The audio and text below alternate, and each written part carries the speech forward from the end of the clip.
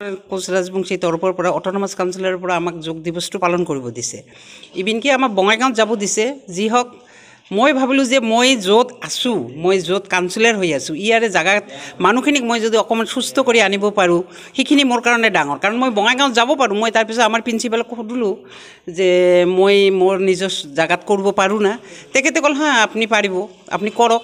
যি হওক আজি মোৰ ইয়াতে ভাল লাগিছে, মোৰ নিজৰ জাগাত, মোৰ নিজৰ ঠাইত আজি গোটেই মানুহখিনিক মই যোগা যি হওক আমাৰ বাইদেৱে শিকালে।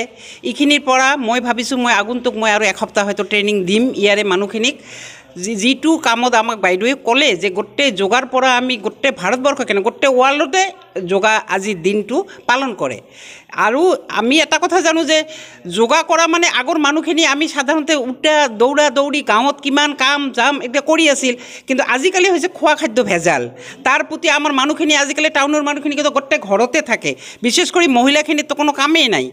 এইটো কাৰণতে যোগাটো যদি কৰি থাকে মাজে মাজে তেতিয়াহ'লে তেওঁলোকৰ মোৰ জনা হিচাপে আমাৰ বাইদেউ কোৱা হিচাপে যোগাটো কৰিলে মানুহ আজি হয়তো কাবাই 10 বছৰ জীয়াল, হয়তো এইটো যোগাটো কৰিলে আৰু হয়তো 20 বছৰ বেছিকৈ জীয়াব।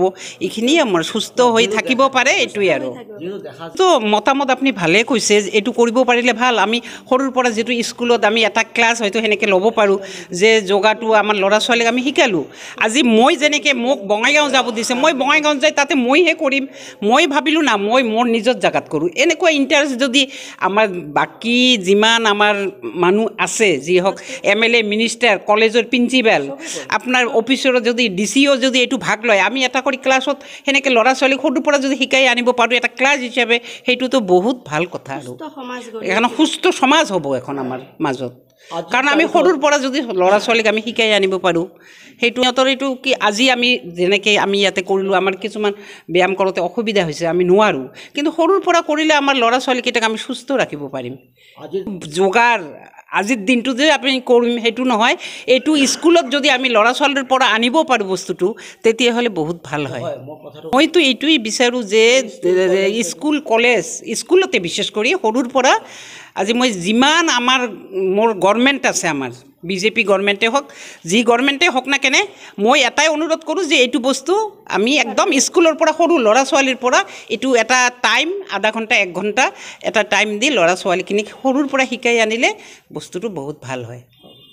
নমস্কাৰ, মোৰ নাম পূৰ্ণিমা দাস। মই য়োগা টিচাৰ, য়োগা কৰাওঁ। আজিতো 21 জুন য়োগা দিৱস। ভাৰতবৰ্ষত সব জেগাতে প্ৰায় য়োগা দিৱস পালন কৰা হয়। আমিও এই উদ্দেশ্যতে ইয়াতে আহিছোঁ য়োগা কৰিবৰ কাৰণে। আৰু এই ওচৰৰ অঞ্চলৰ চবে আহিছে আমাৰ লগত, য়োগা কৰিছে, ভাল লাগিছে য়োগা কৰি। মই নাজানো আমাৰ ইয়াৰে মানুহবিলাকৰ কেনেকুৱা লাগিছে, ৰাইজৰ জনাব অলপ, মই কৰাব পাৰিছোঁ কি নাই। আমি দৈনন্দিন জীৱনত যি কাম কৰোঁ, মানে মই অলপ আগতে এটা উদাহৰণ দিছোঁ, যেনেকুৱা এটা বাইক থাকে যে বাইক চলোৱাৰ আগতে কি কৰে, বাইকটো গিয়াৰ দিয়ে ন। তো আমাৰ বডিটোও তেনেকুৱা এটা মেচিনে নহয়।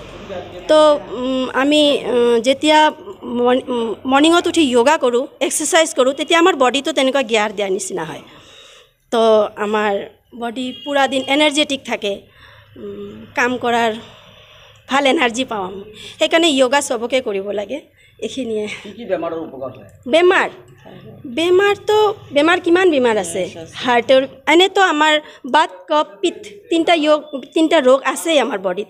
তো বাত, কফ, পিত্ত যিটো থাকে, এইটো বেলেঞ্চত ৰাখিব লাগে। আমাৰ বেলেঞ্চত থাকিলেই আমি সুস্থ থাকিব পাৰিম। তো য়োগাৰ জৰিয়তেই আমি আমাৰ বাত, কফ, পিত্ত যিটো আছে এইটো বেলেঞ্চত থাকে, আৰু তেতিয়াহে আমি সুস্থ থাকিম। আৰু সেইকাৰণে মই কৈছোঁ চবকে য়োগ কৰিব লাগে। খালি আজিৰ দিনটোতে নহয়, প্ৰতিদিনৰ কাৰণে য়োগ কৰিব লাগে।